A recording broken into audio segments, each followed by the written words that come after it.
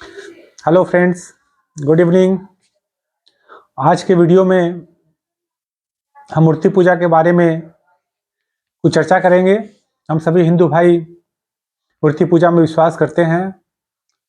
उसी प्रकार हम हिंदू ईश्वर के निर्गुण निराकार और सगुण साकार रूप में विश्वास करते हैं। यहाँ पे महत्वपूर्ण प्रश्न ये उठता है कि क्या हमारी मूर्ति पूजा शास्त्र सम्मत है और क्या हमारा मूर्ति पूजा का कोई वैज्ञानिक आधार है, क्या यह विज्ञान सम्मत है।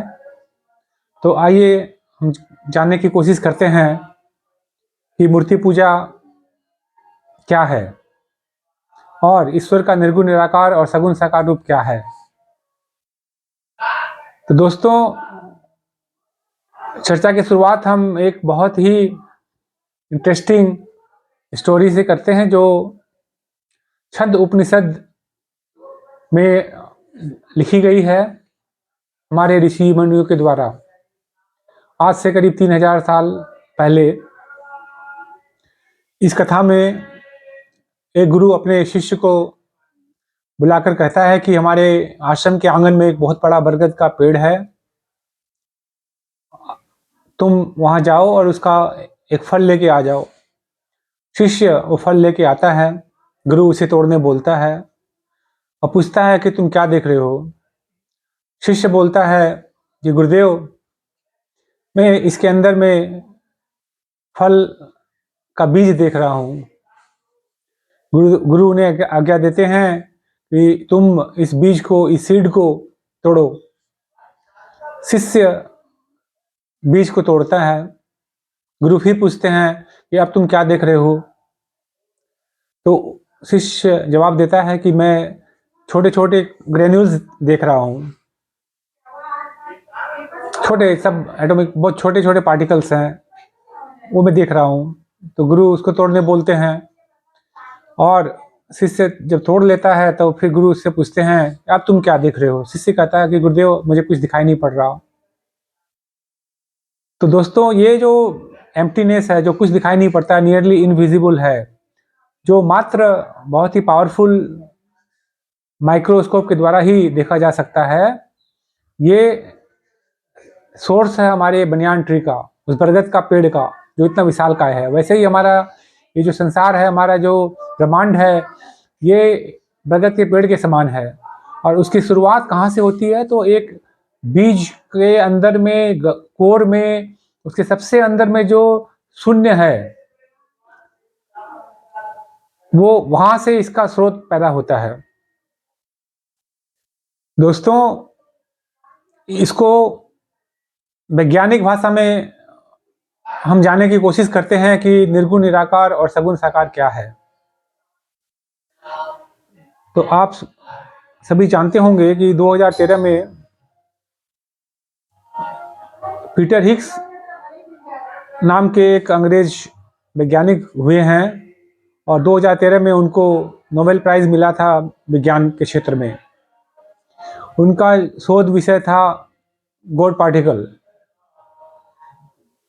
तो उन्होंने सब एटॉमिक पार्टिकल का कोलाइजन अंडर कंट्रोल लेबोरेटरी में उन्होंने उसका कोलाइजन किया, उसका विस्फोट करवाया। बहुत ही भयानक वो किस्म का एक एक्सपेरिमेंट था, जिसमें जो न्यूक्लियस होते हैं, हमारे सब एटॉमिक पार्टिकल होते हैं, जो क्वांटम फिजिक्स होती है, उसको ब्रेक करना होता है। उसको फ्यूजन के द्वारा, उसका जैसे एटम बम होता है, न्यूक्लियर बम होते हैं, उससे भी ज़्यादा ये सूक्ष्म बात है, जहाँ पे सब एटॉमिक पार्टिकल का विस्फोट करवा के और फिर उसकी प्रतिक्रिया स्वरूप जो कुछ ऑब्जर्वेशन में आता है उसको रिकॉर्ड करना होता है।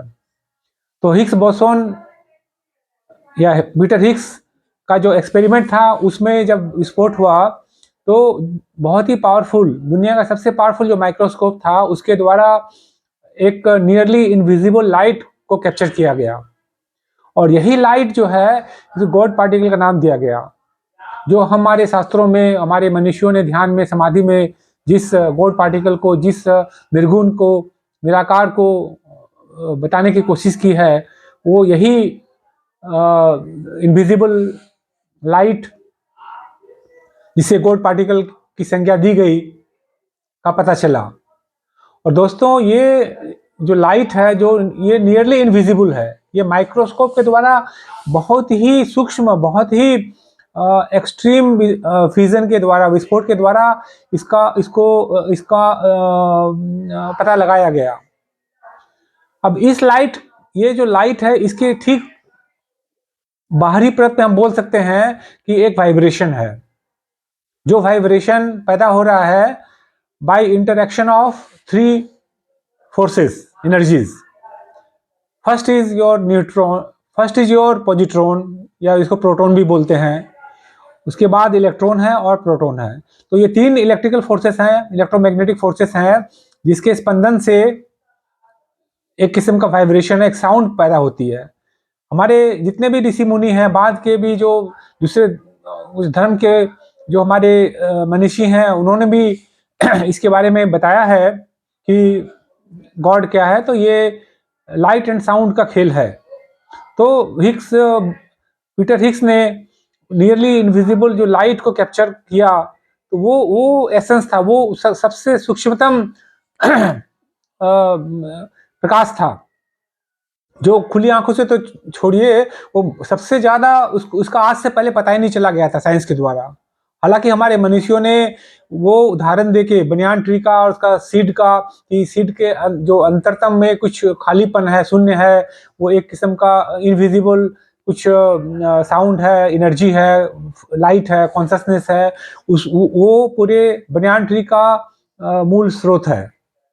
तो ऐसे ही हिग्स बोसोन का जो पार्टिकल है, तो इस पार्टिकल में आपको लाइट की बात उन्होंने की, फिर साउंड की बात की। और दोस्तों ये जो इंटरएक्शन होता है प्रोटॉन का, इलेक्ट्रॉन का और न्यूट्रॉन का, इसके बाद एक मास क्रिएट होता है, जो फॉर्म है वो क्रिएट होता है। और जैसे हम बच्चे को भी देखते हैं, जब माँ के गर्भ में आता है तो शुरुआत में कहीं कुछ नहीं है, एम्प्टीनेस है, फिर वो एक बहुत सब एटॉमिक पार्टिकल से, जिसको आप जेली लाइक आप बोल सकते हैं, वहां से फिर वो धीरे धीरे मास को ग्रहण करता है और फिर उसमें जीवात्मा आती है। और इस प्रकार हम देखते हैं कि जो चीज इनविजिबल था, निर्गुण निराकार था, वो एक शरीर के रूप में आकार लेता है। इस संसार में भी हम देखते हैं कि जितने भी हम मानव हैं या और पशु पक्षी हैं, सबका आकार है। निर्जीव जो हैं उनका भी आकार है, लेकिन उनके अंदर भी एक बहुत सूक्ष्म रूप से जीवात्मा विद्यमान रहती है, जिसे इनविजिबल लाइट हम बोल सकते हैं, साउंड बोल सकते हैं। तो दोस्तों इस प्रकार हम देखा कि हमारे सनातन धर्म में मूर्ति पूजा के बारे में जो भ्रांतियां कुछ लोग फैलाते हैं कि ये बकवास है, तो ये बकवास नहीं था। साइंस ने भी इसे प्रूफ कर दिया कि जो फॉर्म है ये वो उतना ही सत्य है जितना कि निराकार निर्गुण है, उतना ही सगुण साकार भी सत्य है। तो आज के लिए इतना ही दोस्तों। शुभ रात्रि और धन्यवाद।